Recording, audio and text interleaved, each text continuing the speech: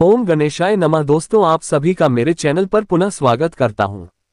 आशा करता हूं कि आप सभी स्वस्थ होंगे। महादेव की कृपा आप सभी पर सदैव बनी रहे। यह वीडियो सिंह यानी कि लियो के लिए बहुत विशेष है, क्योंकि वीडियो है 15 जून से 16 जुलाई 2025 के सूर्य महाराज के राशि परिवर्तन के बारे में। सूर्य अपनी राशि बदल रहे हैं। हर महीने की तरह महीने के मध्य भाग में राशि बदलते ही है वो, और आपके 10वें भाव को छोड़कर आपके 11वें भाव में प्रवेश कर जाएंगे, यानी कि वृषभ को छोड़कर मिथुन में चले जाएंगे। ज्योतिष को अगर हम साइड में भी रखें कुछ टाइम के लिए और वैसे ही देखें तो सूर्य की विशेषता तो सभी को पता है। सृष्टि के पालनकर्ता, पालनहर्ता, सृष्टि जिनके इर्द गिर्द चलती है, जिनके कारण चलती है। ये सोलर सिस्टम को सोलर सिस्टम इसलिए कहा जाता है क्योंकि सूर्य मध्य में और कहीं ना कहीं सारे ग्रह उनकी परिक्रमा लगाते हैं। तो सूर्य की विशेषता तो बहुत है। बिना सूर्य के तो जो सृष्टि है वो चल ही नहीं सकती। ऊर्जा का सोर्स है सूर्य तो। और जब ज्योतिष में अगर हम आए तो यहाँ पर पावर, अथॉरिटी, बोनस, इम्यूनिटी, आपके गुडविल कितनी अच्छी है, आपके नाम कितना है। नाम का मतलब आपके लोग सुनते कितनी है। एक होता है फेमस होना, एक होता है आपकी चलना कि भाई मेरा नाम ले देना काम हो जाएगा। ये जो चीज होती है सूर्य का के कारण होती है कि मेरा नाम ले देना काम हो जाएगा। अब आप कितने भी फेमस हो, जो ना कि आपका हर जगह काम बन जाएगा, पर अगर ऐसे ही एक अथॉरिटी होती है कि भाई नाम से ही काम बन रहे हैं तो उसको सूर्य की विशेषता कहते हैं। पॉलिटिक्स, पॉलिटिकल चीजें, गवर्नमेंट, ये सारी चीजें सूर्य के अधीन है। सरकारी जॉब कह लीजिए तो सूर्य की विशेषता बहुत है। और आपके लिए तो वो लग्नेश भी है। तो लग्नेश ही जब राशि परिवर्तन करेंगे तो आपके ऊपर तो सबसे ज्यादा प्रभाव आएगा ही, लेकिन यहाँ पर सूर्य का प्रभाव अकेले नहीं है। वो बुध आदित्य योग भी बना रहे हैं और गुरु आदित्य योग भी बना रहे हैं, क्योंकि वो गुरु के साथ है। 1 महीने पूरा रहेंगे गुरु के साथ, फिर आगे चले जाएंगे। तो ये गुरु आदित्य योग भी बना, यानी कि बृहस्पति और सूर्य साथ में है। काल पुरुष की कुंडली में बृहस्पति 9वें भाव के स्वामी है तो सूर्य 5म के स्वामी, यानी कि दोनों लक्ष्मी स्थान। तो इनका कनेक्शन अपने आप में बहुत विशेष होता है। दोनों ही लक्ष्मी स्थान के काल पुरुष की कुंडली के स्वामी हैं। और यहाँ पर बुध आदित्य योग भी बन रहा है, इसका भी प्रभाव रहेगा। और साथ ही में यहाँ पर राहु की दृष्टि भी सूर्य पर है और ये 3 ग्रह मिलकर 5म को देख रहे हैं। अब यहाँ पे गुरु आदित्य तो साथ में रहेंगे पूरे महीने, क्योंकि गुरु तो अभी लंबे टाइम तक है, बुध 1 हफ्ते तक है, लेकिन वह एटलीस्ट प्रभाव डाल के जाएंगे तो काफी इम्पैक्टफुल होने वाला है ये सूर्य देवता का गोचर। और इसी की चर्चा हम इस वीडियो में करेंगे। क्या संभावित अच्छा या बुरा हो सकता है, ये सब जानने का प्रयत्न करेंगे। यदि आपकी लग्न राशि या चंद्र राशि सिंह है, दोनों ही गाइडेंस के लिए इस राशिफल को देख सकते हैं। जहां से ज्यादा सूट करता है, रिलेट करता है, वहां से इसको ऑब्जर्व कीजिए। व्यक्तिगत तौर पर मेरा मानना है लग्न राशि से देखेंगे तो अच्छा है। इन केस नहीं पता आपको अपनी लग्न राशि, तो आप अपनी चंद्र राशि से भी इसको देख सकते हैं। शुरू करते हैं। सूर्य सबसे पहले 11वें घर में। 11वें घर के सूर्य बहुत अच्छे माने जाते हैं, बहुत विशेष माने जाते हैं। एक अच्छा रिजल्ट होता है 11वें घर के सूर्य का। 3, 6, 1, 0, 1, 1 उपचयी भावों में सूर्य बहुत स्ट्रांग हो जाते हैं। तो सबसे पहले 11वां भाव कारकत्व भी इंक्रीज करता है। 11वां भाव स्वामित्व के प्रभावों को भी बेटर करता है। तो जब लाभ, पहले तो लग्नेश ही जब लाभ स्थान में होंगे तो धन की वृद्धि होगी, लाभ की वृद्धि होगी। कई अटके हुए कार्य पूर्ण होंगे, कई रुके हुए कार्य पूर्ण होंगे। इनकम की नई अपॉर्चुनिटीज आएंगी। बिजनेस हो, जॉब हो, दोनों में ही लाभ मिलेगा। नई जॉब ढूंढ रहे थे, जॉब नहीं लग रही थी, चली गई थी जॉब, नई जॉब ढूंढ रहे थे, सब में यहाँ पे लाभ प्राप्त होंगे। और जब 11वें घर में लग्नेश आते हैं तो व्यक्ति के अंदर खुद की चेष्टा इतनी भली हो जाती है आगे बढ़ने की कि वह अपने ऑब्स्टकल्स पर कंट्रोल कर ऑब्स्टकल्स पर काबू पाकर अपने जीवन को बहुत आगे बढ़ा लेता है। तो ये 11वें घर के सूर्य बहुत अच्छा रिजल्ट आपको देने वाले हैं। इसका लाभ उठाएगा लग्नेश। जब लाभ स्थान में आता है तो व्यक्ति के जीवन में बहुत सारी नई अपॉर्चुनिटीज भी खुलती हैं। और यह जीवन में केवल पैसों के मामले में नहीं कहूंगा, हर एरिया में आपको नई नई चीजें करने का मौका मिलेगा। नए लाभ प्राप्त होंगे, नई संभावनाएं खुलेंगी, जो शायद आप भी नहीं सोच रहे थे। उससे ज्यादा चीजें या उससे ज्यादा प्रकार की चीजें आपको प्राप्त हो सकती हैं।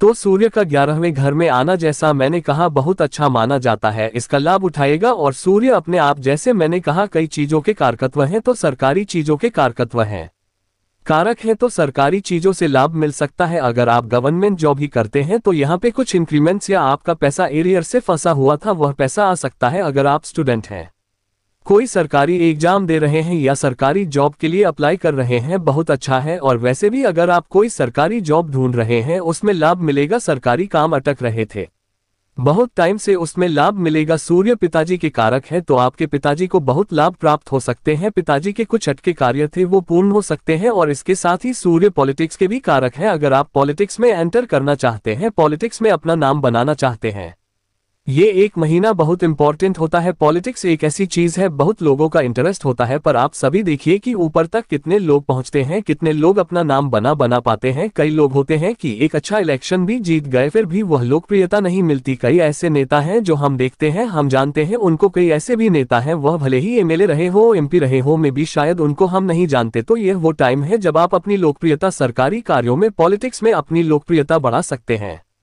अपना वर्चस्व कायम कर सकते हैं। तो एक महीना बहुत स्ट्रांग है इन सब चीजों के लिए। इन सब चीजों में लाभ उठाए। सो सूर्य जो है वो अथॉरिटी के कारक है, यानी कि आपकी जो अथॉरिटी है, पावर है, डोमिनेशन है, वो भी सब बढ़ेगी। और अब आप लोगों को इन्फ्लुएंस कर पाएंगे, लोगों को अपनी बातों से, अपने स्किल से, अपने ज्ञान से इन्फ्लुएंस कर पाएंगे। तो 11वें घर के सूर्य, जैसे मैंने कहा, बहुत अच्छा रिजल्ट यहां पर आपको देने वाले हैं।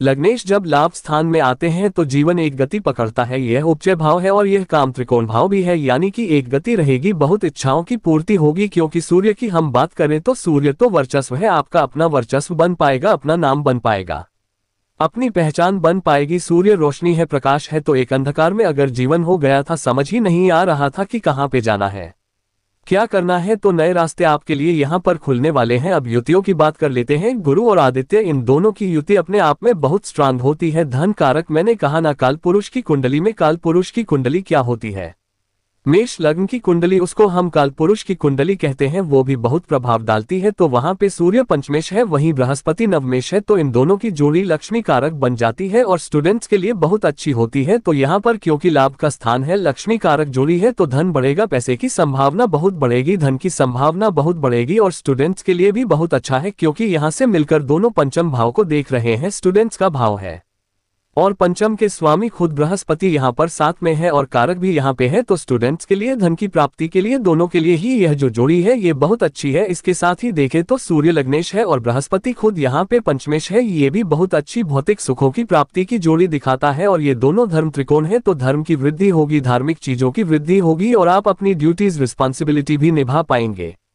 और जो आपकी मानसिक चेष्टा है, मानसिक बल है, वो भी यहाँ पर बहुत बढ़ने वाला है। और इसके साथ जो बृहस्पति है वह अष्टमेश भी है। तो जब 5 और 8 का मिलन 11वें में हो रहा है और साथ में दूसरे घर का भी स्वामी यहाँ पर है, तो यह क्या कनेक्शन हुआ, 2 5 8 1 1 में। जो रेगुलर व्यूअर्स हैं उनको पता होगा, मैं हर बार बोलता हूं 2 5 8 1 1 का मिलन अगर हो गया, यानी कि बड़े धन की प्राप्ति, इनको पंचरा भाव कहते हैं। आप देखेंगे किसी के जीवन में जब अचानक से धन आता है तो यह भाव या तो सारे ही कनेक्टेड होते हैं या इनमें से 2 से ज्यादा भाव कनेक्टेड होते हैं। 2 5 8 1 1 पंचरा भाव कैसे कनेक्शन हो रहा है, दूसरे घर के स्वामी बुध है, यहीं पर बैठे हुए हैं। 5वें घर के स्वामी बृहस्पति है, यहीं पर बैठे हुए हैं। 11वें घर में 8वें घर के स्वामी बृहस्पति 11वें घर में है और 11वें भाव की तो हम बात कर ही रहे हैं। तो 2 5 8 1 1 का कनेक्शन हो गया। और क्योंकि लग्नेश भी यहाँ पर है सूर्य, यानी कि यह बहुत प्रबल योग है बड़े धन की प्राप्ति का। तो धन के रूप में तो ये जो योग है बहुत अच्छा बन रहा है। धन की बात कर ही रहे हैं, धन स्थान के स्वामी, लाभ स्थान के स्वामी बुध है, लाभ स्थान में बैठे हुए हैं और लग्नेश के साथ बैठे हैं। मैं कई बार बताता हूं कि सूर्य के लिए बुध एक, या सिंह के लिए बुध एक विशेष धन कारक है, क्योंकि 2 ही ऐसे लग्न हैं जिनके लिए एक ही ग्रह धनेश और लाभेश है। कुंभ के लिए बृहस्पति और सूर्य के लिए या सिंह के लिए बुध। तो धन के रूप में तो मान के चलिए कि जो आपका योग बन रहा है ये बहुत अच्छा है। अब इसमें जिनका ऑलरेडी अच्छा टाइम चल रहा था उनको लाभ मिलेगा ही। कर्म भाव से दूसरे घर में है, जॉब करते हैं, बहुत अच्छा इंक्रीमेंट, बहुत अच्छा प्रमोशन, बहुत अच्छा कोई आपको एक्स्ट्रा बोनस मिल सकता है। और जैसा मैंने कहा, अगर आपकी जॉब गई हुई थी तो भी यहाँ पे बहुत अच्छा योग है जॉब प्राप्त करने का। बुध जो है वो बुध आदित्य योग भी बना रहे हैं, तो ऑलरेडी यहाँ पर स्टूडेंट्स के लिए बहुत अच्छा एक योग साथ में बन जाता है। तो हर प्रकार से जो सूर्य का गोचर है ये भौतिक रूप में आपको बहुत लाभ देने वाला है, बहुत शुभता प्रदान करने वाला है। अब यहाँ पर बात करते हैं राहु की। राहु क्योंकि लाभ स्थान को देख रहे हैं, अच्छा है, कुछ बुरा नहीं है, लेकिन सूर्य के साथ राहु के संबंध अच्छे नहीं। अब इसमें क्या हो सकता है, ना कि सप्तम में राहु है, सूर्य हमारा नाम पहचान है। तो कुछ लोग आपके सोशल लाइफ को, सोशल जो आपका सोशल फेम है, आपका नाम बना हुआ है, इवन कार्य क्षेत्र में जो आपकी गुडविल है, बिजनेस में आपकी गुडविल है उसको खराब करने का प्रयत्न करेंगे, उस चीज से बचिएगा। दूसरा, जब इतने सारे ग्रह लाभ स्थान में और राहु का प्रभाव, राहु फिर लालच क्रिएट करता है कि और चाहिए, इस चक्कर में व्यक्ति जो प्राप्त हो रहा है उसको भी भूलकर और कुछ प्राप्त करने के चक्कर में अपने ही काम को खराब कर लेता है। तो इन चीजों से आपको थोड़ा सा बच के रहना है।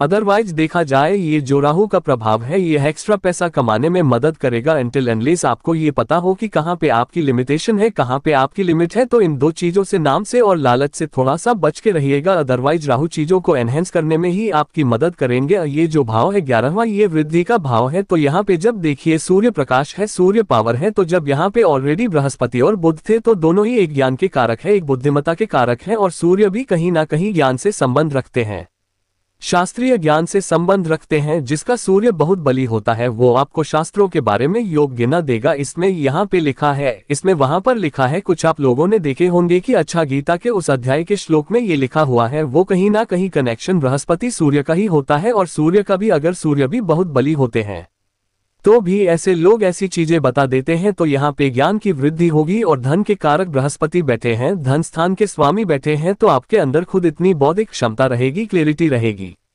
नॉलेज रहेगी कि आप अपने धन को कई गुना बढ़ा दें। मैं बार बार धन कर रहा हूं क्योंकि यह भाव है ही धन का, लाभ का स्थान है, धन का स्थान है। और यहाँ पर सारी जो युतियां भी बन रही हैं वह धन के रूप में ही आपको आगे बढ़ेंगी, सप्तम से पंचम में, यानी कि बिजनेस में तेज गति से पैसा आएगा, बिजनेस में आइडियाज बहुत अच्छे आएंगे।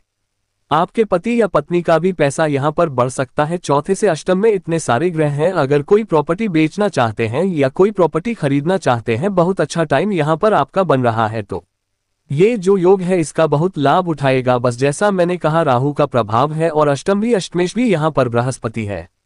लालच से बचेगा, अचानक से पैसा डालने से बचेगा। अदरवाइज ये बहुत अच्छा एक योग आपके लिए बन रहा है। बृहस्पति धर्म के कारक है, धार्मिक जगहों के कारक है, सूर्य मंदिरों के कारक है।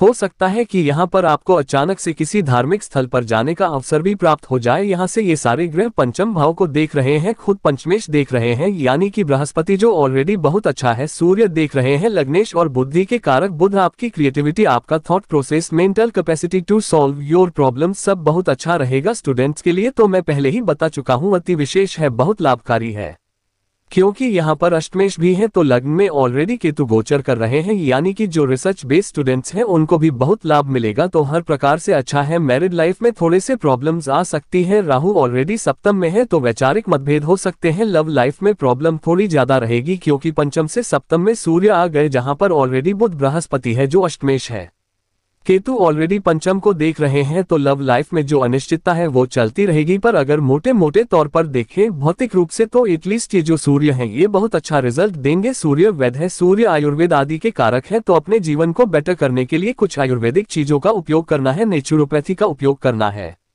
उसके लिए भी योग यहाँ पर बहुत अच्छा बन जाता है। सेहत की अगर हम बात करें तो हड्डियों की प्रॉब्लम रह सकती है, नेत्र विकार रह सकते हैं, एसिडिटी बहुत रहेगी, लोअर बॉडी में दर्द रहेगा, स्किन प्रॉब्लम बहुत हो सकती है, लिवर की प्रॉब्लम बहुत हो सकती है और लोअर बैक में बहुत दर्द रहेगा। तो ये चीजें आपको हेल्थ के पॉइंट ऑफ व्यू से तंग करेगी। उपाय के स्वरूप क्या करना है, एक पात्र में जल लेना है, पीली सरसों, गेहूं के दाने, चावल ये मिलाकर सूर्य देवता को अर्पण करने हैं। सूर्य चालीसा का 2 बार पाठ करना है और ओम भास्कराय नमः मंत्र का 108 बार जाप करना है। किसी भी शिव मंदिर में गुड़ का दान करना है और शिव चालीसा की कुछ पुस्तकों का दान करना है। यह उपाय कर लेंगे, अवश्य आपको बहुत लाभ प्राप्त होगा।